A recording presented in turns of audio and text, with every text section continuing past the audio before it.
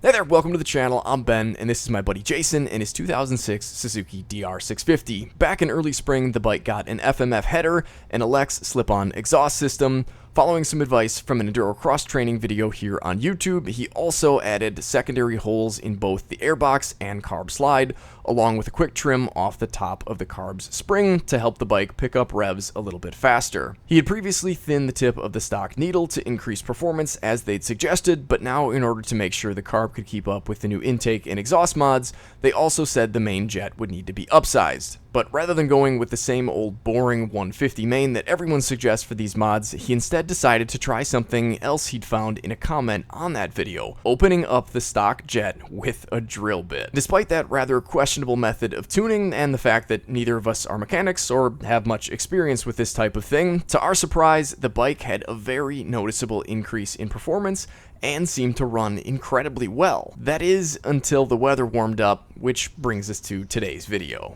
So what are we up to today, Jason?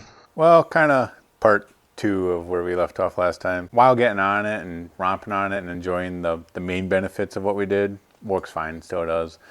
But using it as a commuter and idling it and stopping at stoplights, found out it could be a little better. It's getting a little bit of a surge on the low end. Got a few things in mind. What we're going to start with is a bigger pilot, thinking it might be getting starved. It's almost like it's running out of gas, you know, at idle and cracked throttle. So I got a 45 pilot, which is up one size from the 42.5. We'll see how that goes. If that helps the idle and not the cracked throttle, maybe we'll lift the needle up a little bit, just shim it up, because this one's not adjustable, the stock one. So kind of just fiddling with it a little bit in that regard, just try to smooth out the idle. And it's not even really throttle response, because it responds pretty well.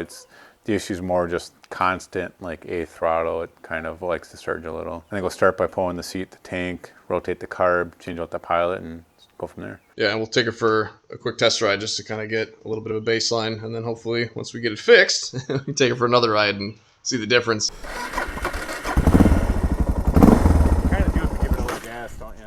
To get it to go, yeah. Let's get the idle down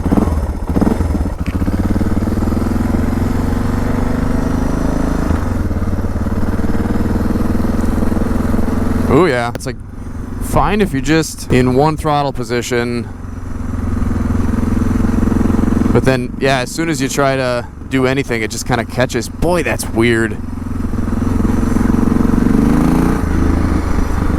That first day we took this out after he got it all back together, it ran better than any DR I've ever been on. And I was telling him that today that the Suzuki quad runner that I've got, the 87 or whatever it is, I had some carburetor issues with it in the wintertime and made a bunch of adjustments, just kind of throwing different things into the mix to see what would help. Yeah, that really does not sound good.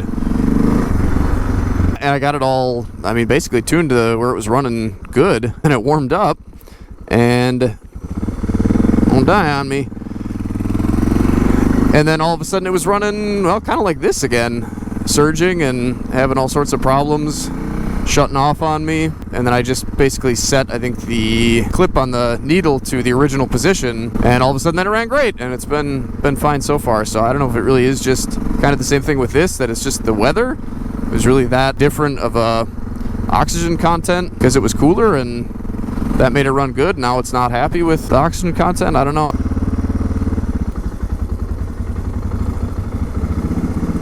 Yeah, that would drive me nuts.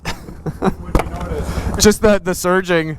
If you're on it in just the right position and then try to give it a little bit, it would kind of stumble. I mean, if you're, like, once you're really on it, then it's totally fine. But just kind of that in-between just kind of cruising and giving it a little bit, it seems like it's, yeah, just not happy, so. Almost like you're running out of gas. Right, yeah, exactly. That's exactly what it seems like, yeah. Grab your, JIS number 2, right? Nope, this is a 3.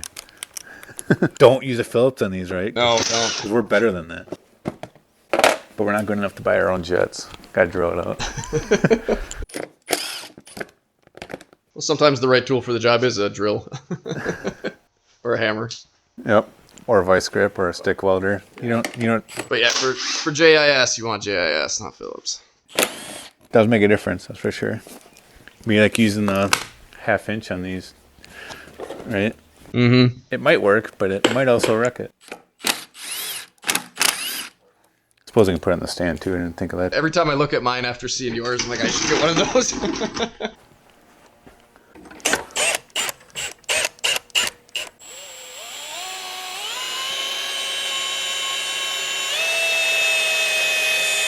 Oh, wait a minute. Where's your glasses? Oh! It's only hot fuel. You ever got in your eyes before? I don't know about gasoline. Brake cleaner, yes. Ooh, ouch. I'm getting rid of I thought I was going blind. Yeah, I was pretty freaked out when I splashed gas in my eyes. And then what you're doing now is exactly what I did. I whipped it off of my Raptor 350 four-wheeler and it went right in my eyes. Should I do it just to prove a point? Splash it. No, it's okay.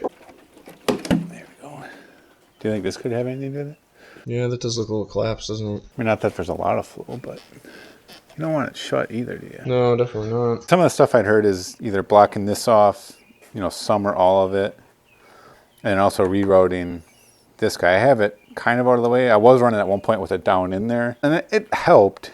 It made it rideable, but I think it could be better yet. I think we'll put the pilot in and then just try to make sure this isn't twisted, make sure that's doing what it needs to do. Another thing I read one guy did, which is an interesting thought, and I heard people doing it on differential breathers to make them waterproof. He actually took like the finger of a rubber glove and just put that over it. Because it's not breathing, it's not flowing, it's just, just like the stroke of the CV is really all you're trying to get in and out of it, right? Sure. It's not like an intake per se. And so if you had something that would seal it but allow it to expand and contract, that might work. It was kind of funny because like the guy that I read it from, he did that and I can't remember if he said that made it better or not. And then he put holes in the finger and then it ran really good. And I was like, well, just take it off then. Yeah. Like, stick our little hose on here.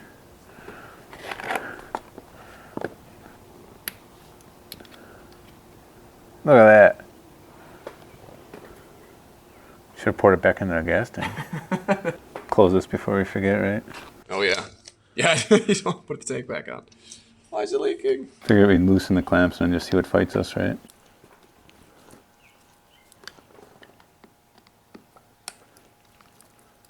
Probably gotta loosen this guy.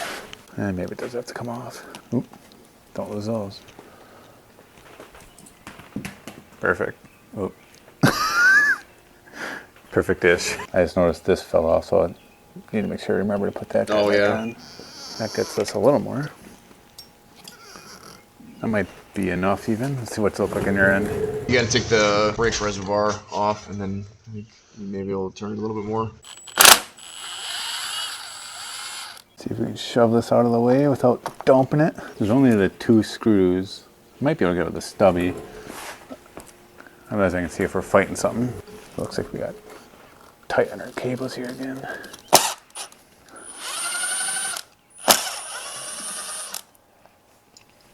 So we still have the choke attached, so I want to make sure we don't break that. I hear a lot of people say they break it because there's just like a plastic dinghy in there.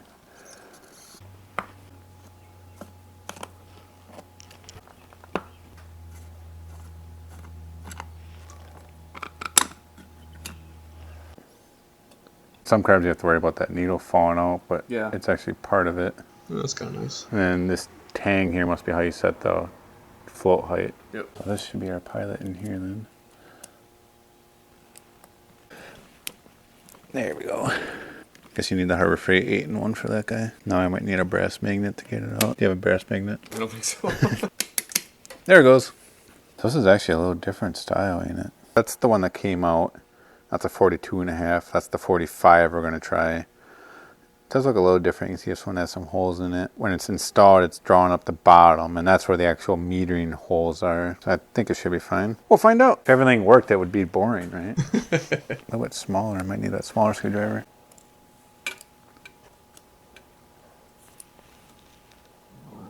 Well, that should be about it, huh? I think so. That was tough. Alright, so the needle goes on the back half. Oh, it's got to go over that guy, don't it? Look at that.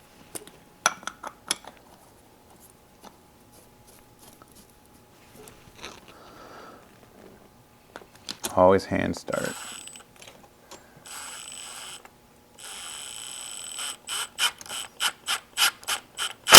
That little thing must keep it from, it's supposed to keep it from coming off, huh? Yeah, it keeps the cap from coming off. That bike Has it for the radiator cap too. Oh yeah. Oh, it's a little buried underneath here. Oh yeah, look at that. Well, yeah, certainly don't want that coming off. No. That'd be exciting going down the Spraying you road. in the face. Yeah, it's got. Well, I guess it has hydraulic front brake, but mechanical back. It's actually a drum. We'll lock it up, or is it? I guess I haven't tried. I mean, I think it would. Yeah, the TW is like that too. It's got a drum in the rear. Oh, really? Mm-hmm. One thing they talk a lot about on those is checking the lining on those drum shoes, because I guess they can like fall off the backing plate and lock the wheel up. Oh, wow. Yeah, that'd be exciting, huh? So yeah, don't do that.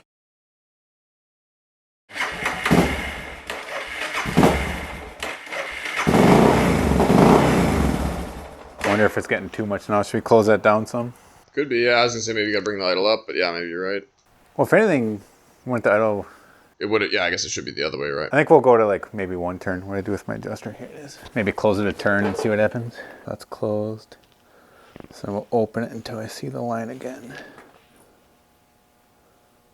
Right there. That should be about one.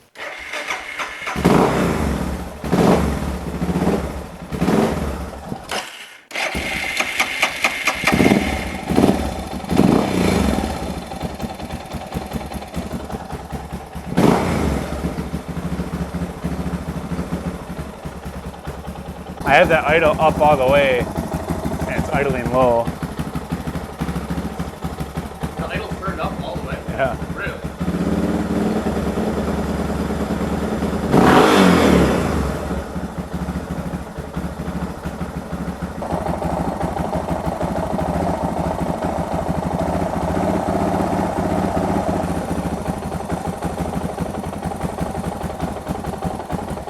Yeah, it definitely likes it more shut.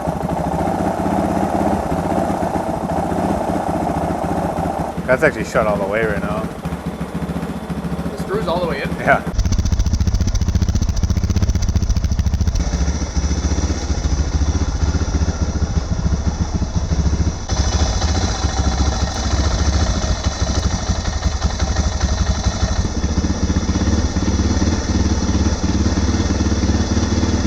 Just where you said that seems way higher than 15, you thought? I mean, it seems too high for idle.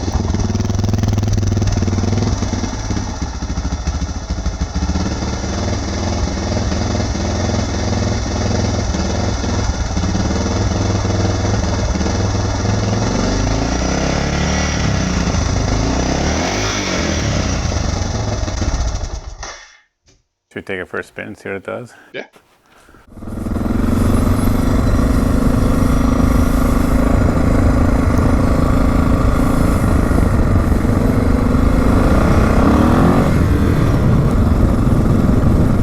It's a little choppy. It's been worse for sure.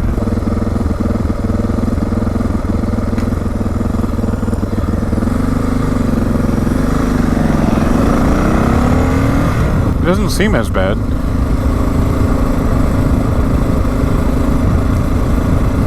Little bit, but hard to tell if it's a problem or not. And I'm like just cracked on the throttle. This is first gear now. This is kind of how it was with the choke on before, where it's really pushing me. Got a brake already just to keep it under 10. It's certainly better than I had been. It's the best it's ever been with no tape at all on it and that vent back where it goes. The idle alone kind of sort of sounds like it might be jumping a little.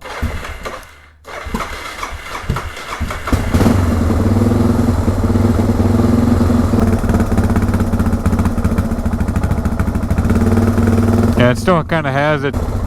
Well, take it for a spin, see what you think. Did you give it gas? No, not that time. Yeah, it definitely seems jumpy. Yeah, it really goes at idle. Also seems a bit jumpy. But yeah, now once you're on it, it's, well, I'll say a little smoother, but a little bit of throttle gets you a little bit of jump.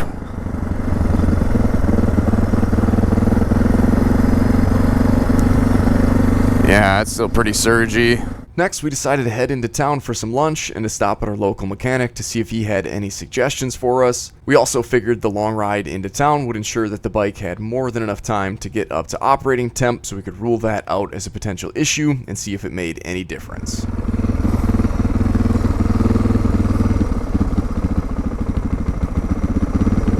Definitely a little loopy yet, but doesn't stall.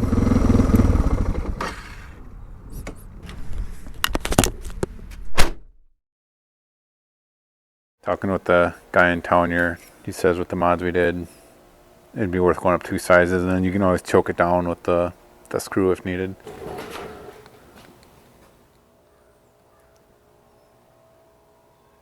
See how good we are at catching it. There it goes. So that's what we had, was a 45 with holes. And now we're gonna do a 47.5 in the kind of more OE style.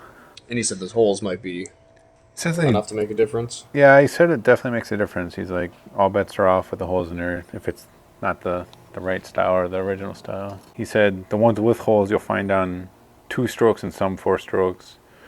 And then the ones without holes you only find on 4 strokes. Sounds like the holes can introduce some air in it.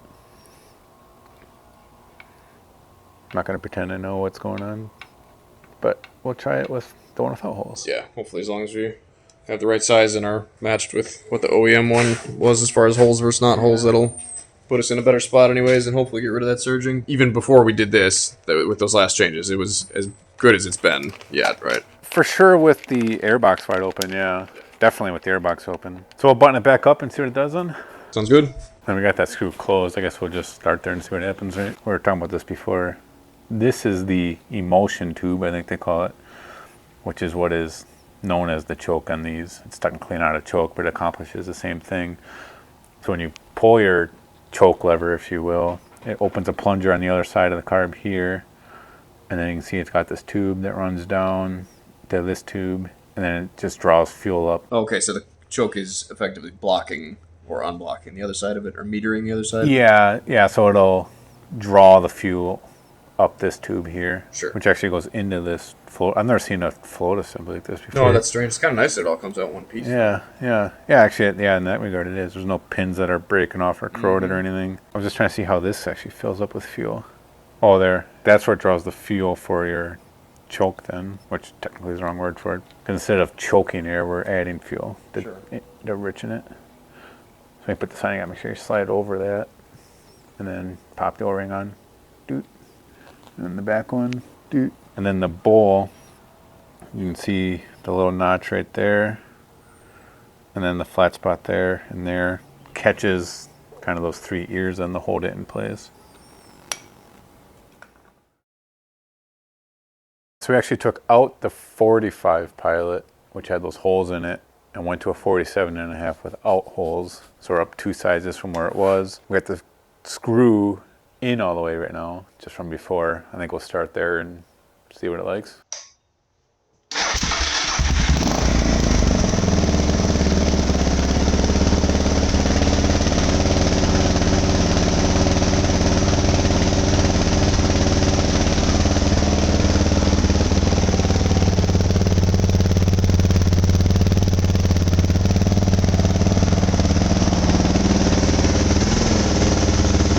I like it so far. Yeah, it seems a lot happier. This thing's going all over the place, but I don't think it actually is. It was down to 900. I don't think that's reading right. Oh.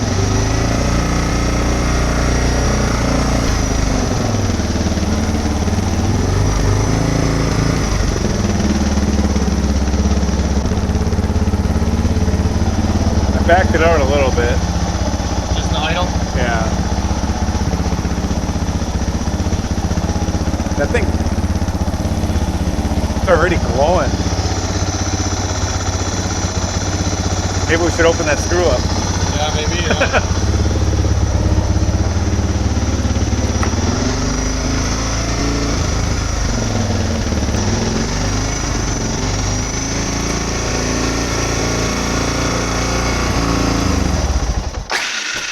Well, it's definitely leaner now than it was, huh? It seems that way, yeah. Which I think is a good sign, right? Because it tells us it probably does need the screw open now, which we thought was kind of wonky. Right, yeah. So maybe we'll go, what, maybe a turn? It shouldn't be 2, right? I can't believe how quick that thing heated up. Yeah, I've never actually noticed that on a bike in the garage. I've seen plenty of pictures of people with new ones that are asking about it, whether it's normal. In stock state, mine did it. But that was only like after idling and dark out. You know, like this is like daylight. Yeah, it's pretty bright in here. You can see it. So we're shut right now. So that's half. I think we'll just go to 1 just to see what that does. So we're about 1 turnout now.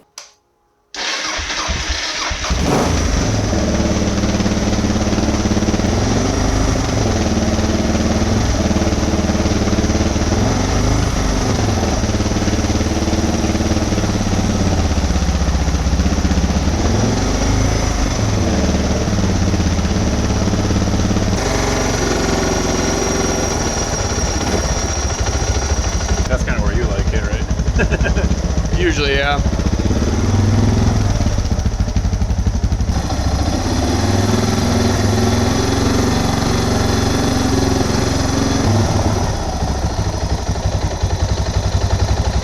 think I gotta readjust my adjuster down because I had it screwed out all the way. Yeah.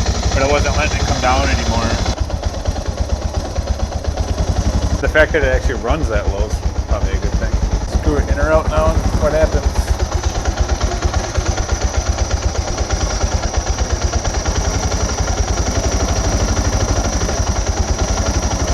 Kind of starting to hesitate there, ain't it? Yeah.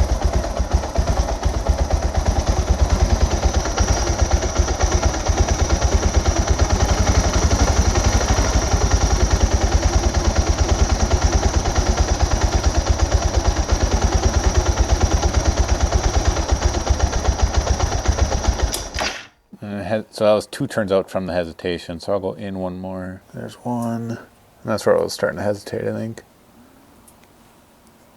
And then there's about 2.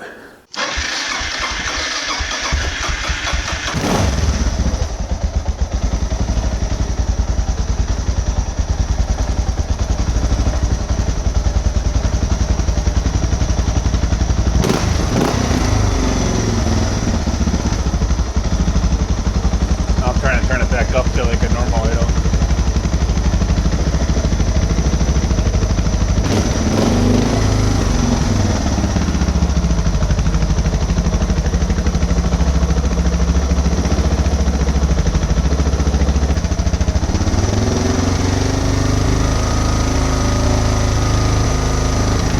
That's probably higher than you wanted, ain't it? Yeah, it seems like a jump into gear.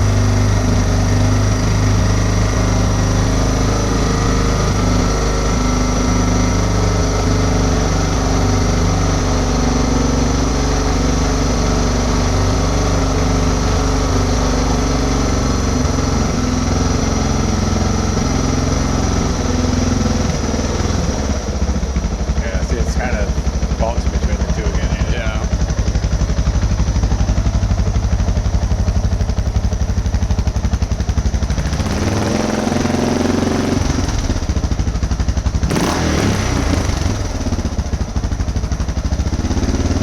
You know, it picks up again.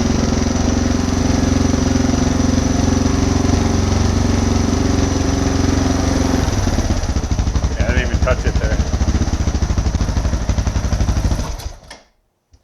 Yeah, see, that's what it would do sometimes. Then it would just like it would be seemingly idling fine and then just conk out. You know, That sure is weird. the other jet almost seemed better all the way in, didn't it? Almost, yeah.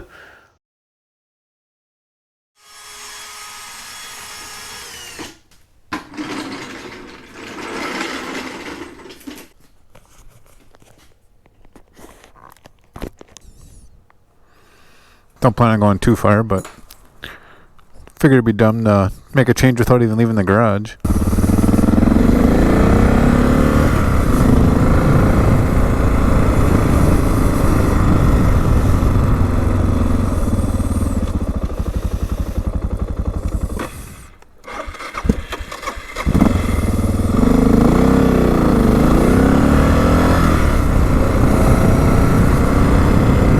Probably not a good sign it stalled right there.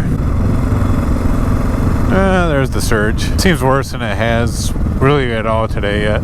It's possible we're barking up the wrong tree here. Yeah, it does not like that, does it? Still picks the tire up though. It actually stalled twice. I saw the one time. Yeah, that seems to be the worst of the 3 that we've tried. So the wrong jet's better, huh? Weird. See, I mean... Well, I guess it's not the wrong jet if it works, but... Yeah, right. I think it'd be worth going back to that one, and then while we got the carb on its side, maybe try to shim up that needle, because, like I said, the idle part seemed pretty good, but then there was kind of sort of a little hiccup on the quarter 3/8 throttle. We kind of already baseline just that pilot, you know. I think it'd be interesting to see what raising the needle does. All right, so I'm going to put the 45 back in, which allegedly is the wrong style, but it seemed to work well.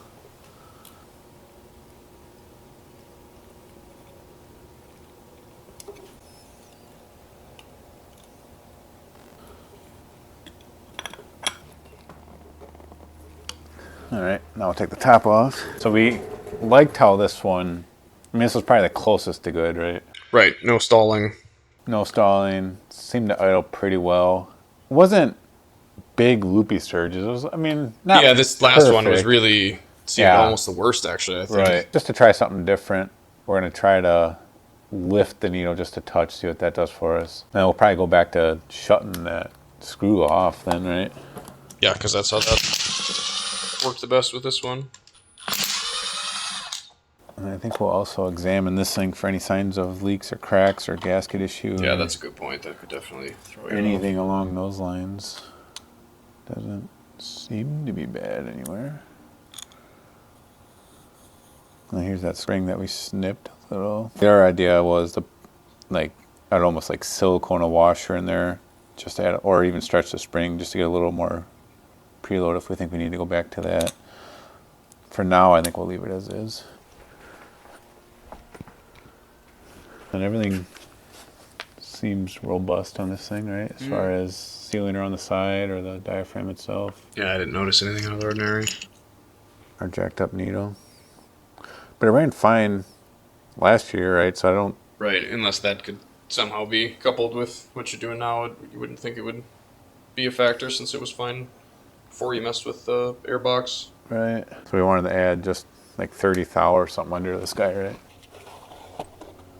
That should do her. Yeah. Actually, I got a rivet washer. Oh, yeah, that seems like it'd be about the right size. Aluminum, so nice and lightweight. I think 30 is the typical amount you want to lift by. So that's about double actually. That's pretty thick, ain't it? Oh, this guy's tiny. 22, that might be the one for now, huh? Yeah. 40, 41, 45. Should we put this one in? Seems like that'd be the one. Look at that. It's a pretty minor change, ain't it? Which I guess is what you want.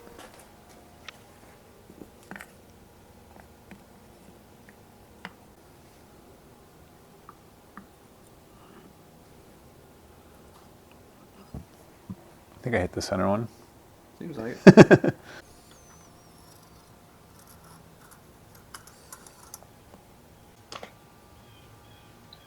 Can you hear the blue jay out there? Mm-hmm. I had to wait for a sandhill crane across the road on my way here today. Or as my middle kid calls them, long turkeys. Long trees. So this line, this is what pulls the vacuum For the fuel. on the fuel, and that opens the Yeah, so you petcock can up. actually see it actually does go down. Probably to the... Because that goes down between the engine and the carb then, So right? it's just the pickup, so it's using the vacuum from the engine. Yeah, sucking in. yeah. Interesting. And then this is that CV breather. Oh, So that's just for the That's this guy. slide to go up and down? Yeah. All right.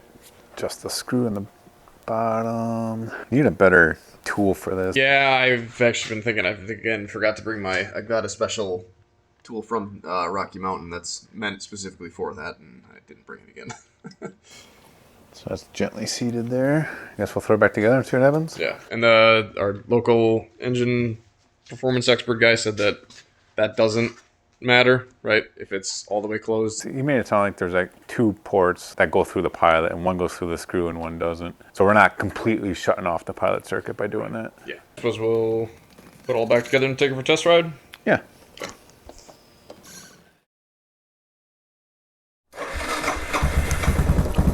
Starts without gas.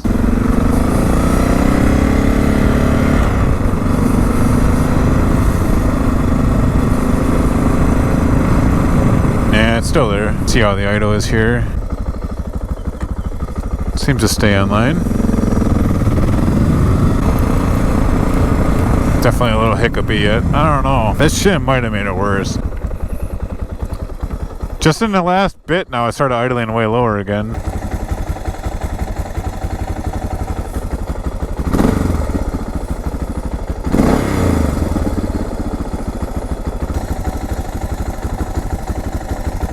Yeah, it's all the way out now again. Might need to adjust it again. 'Cause that's probably where it was before, right?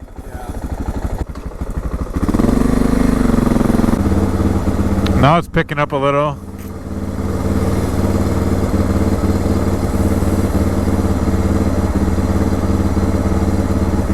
I think I'll still raise it a little and then back it off just so that if I do need more adjustment later, I'll have it. Yeah. How was it otherwise, though? I don't know if it's better or worse than it was. No. Still surging? Oh, yeah. Trying to think if it was worse than the ride back or not. It might be. Give it a few turns and then relock it. And I'm sure it's way high now. But then we can back it down, right?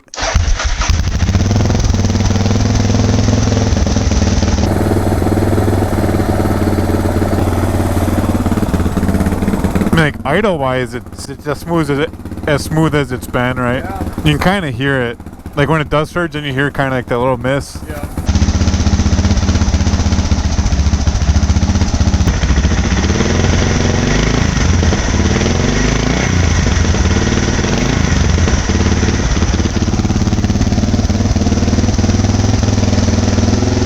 Going up now?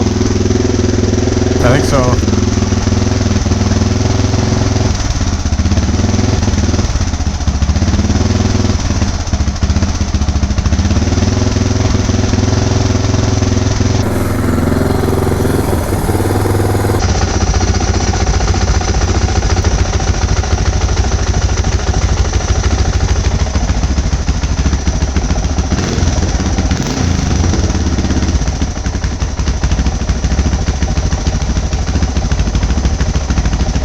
Is that better?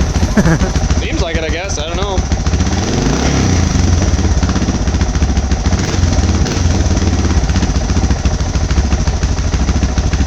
Not surging like crazy.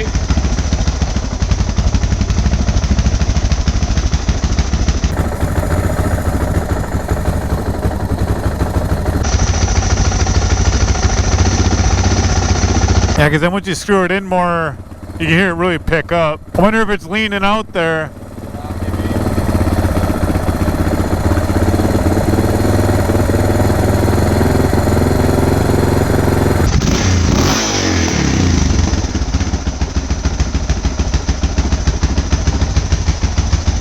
That's about 2 turns again.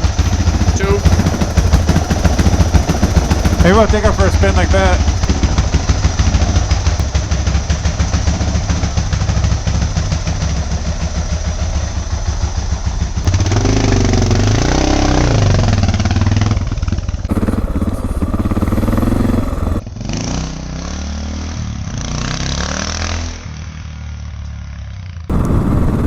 I don't think it's perfectly smooth, but it might be the best it's been yet. Probably not as good as factory, but it might be the best that this setup has had yet. It's a little sputtery here. Be interesting to see what the fuel mileage does. I mean, I don't think it's like factory smooth, but I think the benefits outweigh the negatives at this setting. It's not like, oh, this is gonna die, or oh, where's the power? It's just not perfect. Is probably the best way to describe it. But yeah, I mean, as long as you're not interfering with normal riding. I mean, if you have to do something special, yeah, get it to mess up. Yeah, because I'm like really intentionally cracking in, as you saw it. I mean, when you want it, it's there. Yeah.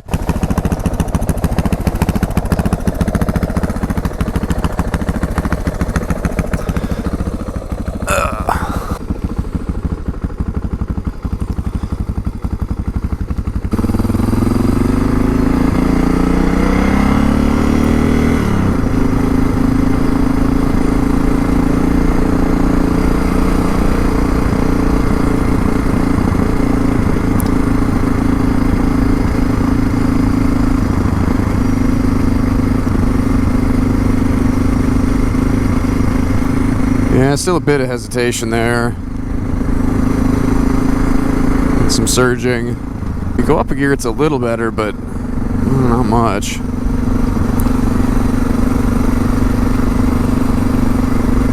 You'll have to let us know what you think, what we should try.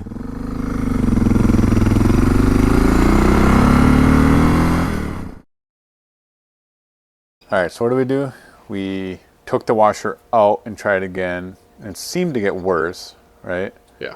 But what we're wondering is, did it help because we raised the needle, or did it help because that actually also added preload? Yeah, did it add preload to this? So we're going to try with the needle down all the way again. So no shim, but you're going to add... No shim, but what we did is we made our own little, about 3 millimeter thick plastic washer here, which would make up what we snipped off. And I got this drilled like just perfectly where it actually locks on there. So the weight of it won't add any preload, but just the space of it will. We're going to try it like this, see if that's better or worse. Because another thought we had was, is this spring too weak to keep it seated at the really light loads, right? Right, is it possibly fluttering around in there without Yeah, so we'll try it like this. And then, depending on what we find, we might take this out and re-shim the needle, or leave it in and re-shim the needle, or maybe this is the answer. We'll find out. And this, we found out you can, all you gotta do is pull the tank, the play with the top side. You can get the needle out, you can get the slide out, you can get the spring out without even touching the carb. You just gotta pull the tank. It's a little finagling. You might want to make sure you're clean, but it's doable.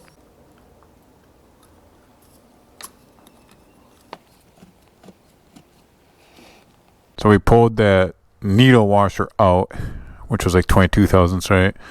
And then we added a spacer on top of the spring to put the preload back on that from when we snipped a couple coils out. And that was, what, about 3 millimeters. We're going to confuse someone with that. Between the 22 thousandths and the 3 millimeters, everyone's confused.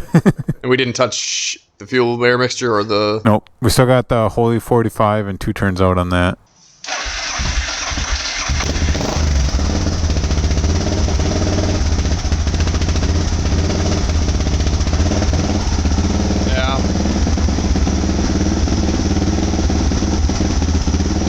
I'll see how the ride goes, and then maybe we go back to where it was, because that seemed pretty close.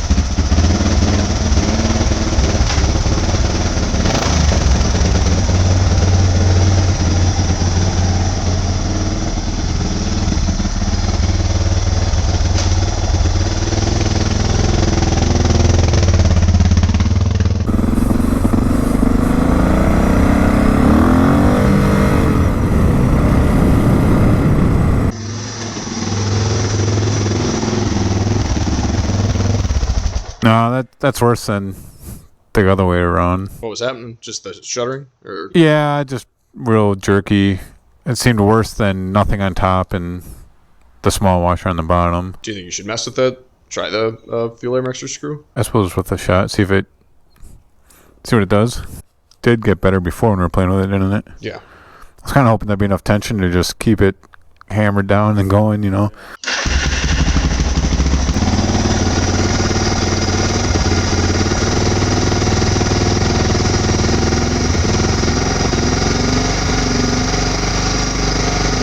There, now it's in all the way.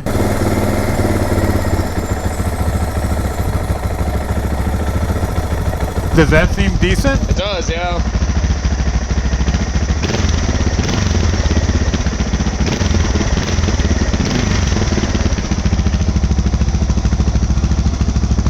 That seems like a pretty clean idle.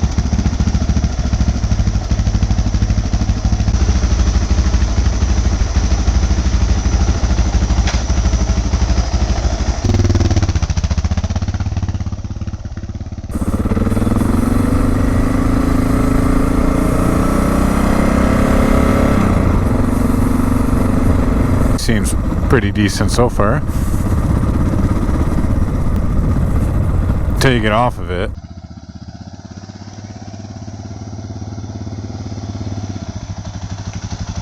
It actually seems pretty smooth.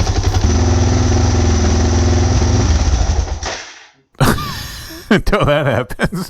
Oh, that did it on its own? Yeah, that was the best I was running, and then it does that. How do you explain that? Still just warming up, maybe? I don't know. I think I got gas.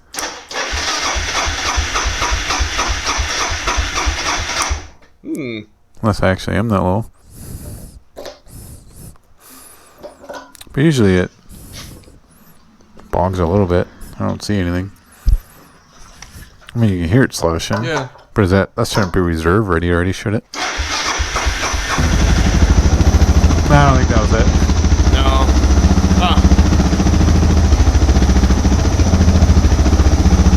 Because it actually seemed to be, well, see, now it's kind of doing it again. Oh, yeah, see, there you go. Yeah, I don't think that's the answer. No, it doesn't seem like it. So, I guess we'll pull the top 3 mil spacer out, put in the 22 thou spacer under, go back to 2 turns out, and then we'll ride Friday. Sounds good to me. So we had that great day up in, was it Lincoln? No, Langlade. And, I mean, it did run good that day.